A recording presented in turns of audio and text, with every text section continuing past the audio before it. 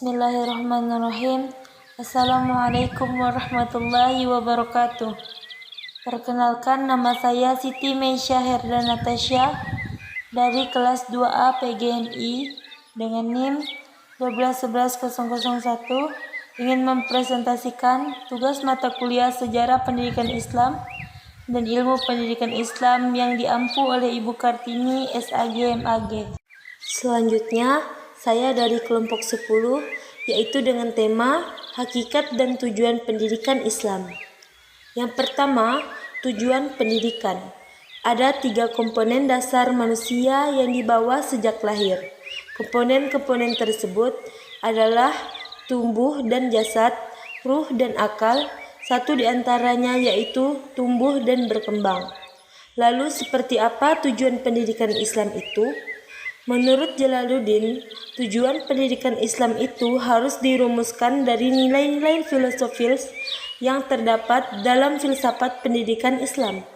Tujuan pendidikan Islam menurutnya adalah identik dengan tujuan Islam itu sendiri. Jalaluddin 2003.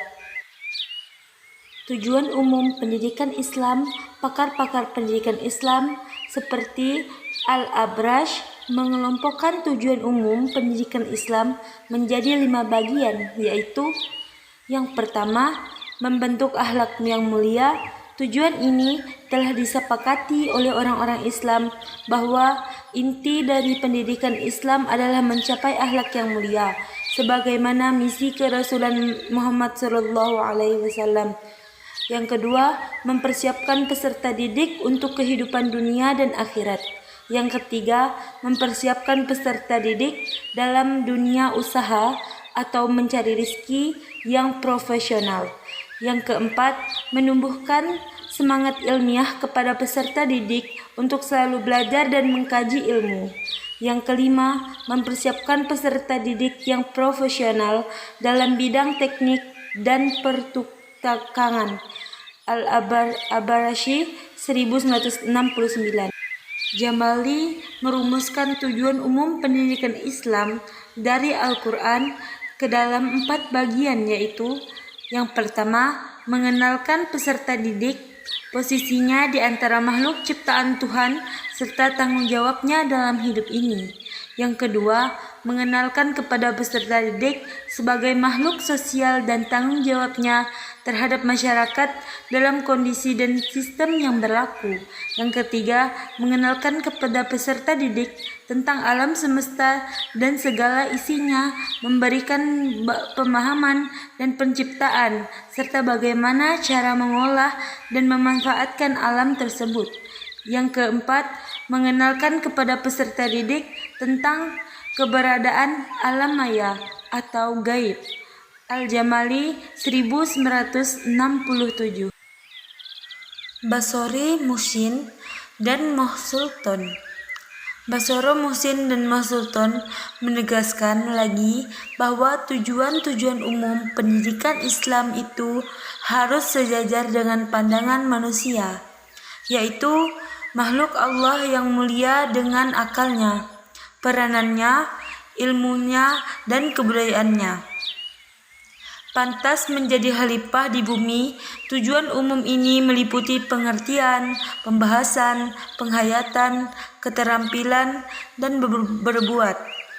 Karena itu, ada tujuan umum untuk tingkat sebelah permulaan, sekolah menengah, sekolah lanjutan, dan perguruan tinggi.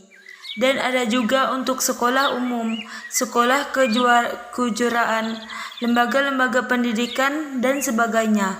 Muhsin 2010 halaman 13-14.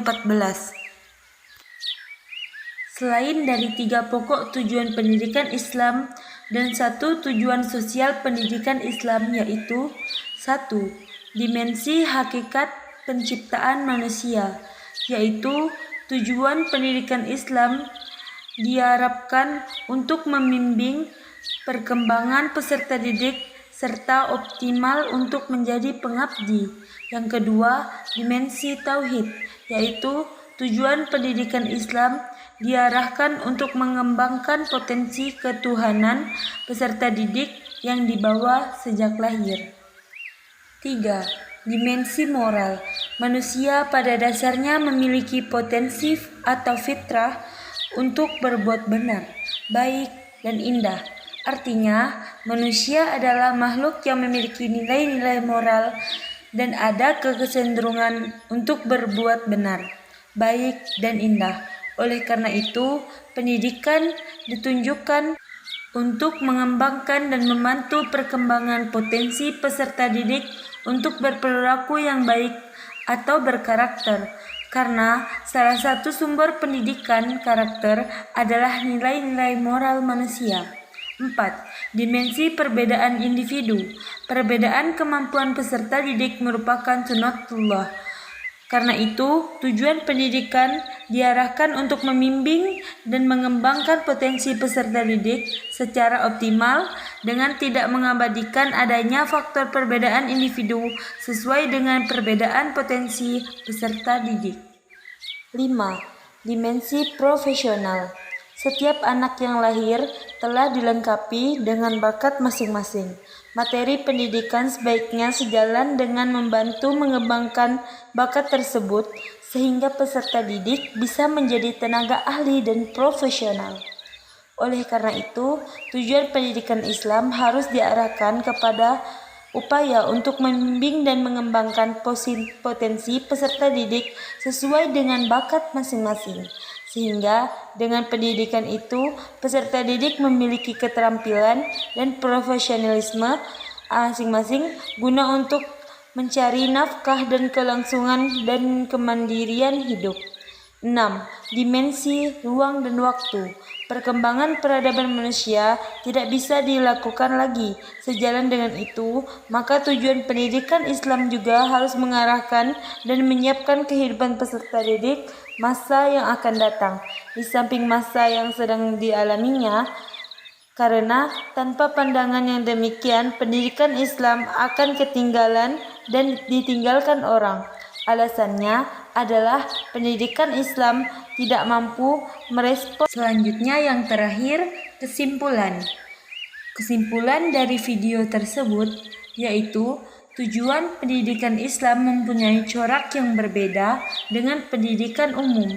Pendidikan umum hanya bertujuan mentransfer ilmu pengetahuan dan mengantarkan kedewasaan berpikir peserta didik. Esensinya hanya bersifat profan.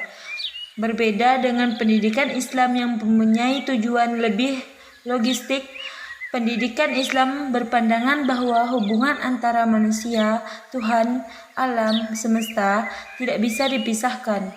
Tuhan dipandang sebagai sumber segala yang mewujud, termasuk manusia dan alam semesta. Dalam pendidikan Islam yang terpenting adalah bagaimana menyadarkan peserta didik terhadap tentang dirinya sendiri sebagai makhluk ciptaan Tuhan dan makhluk yang hidup di alam semesta ini. Oleh karena itu, maka tujuan pendidikan Islam adalah mengarahkan peserta didik untuk sadar diri terhadap tanggung jawabnya sebagai makhluk ciptaan Tuhan dan makhluk sosial, serta membimbing mereka untuk menjadi manusia baik dan benar sebagai perwujudan. Sekian saya dari kelompok 10. Wassalamualaikum warahmatullahi wabarakatuh. Terima kasih.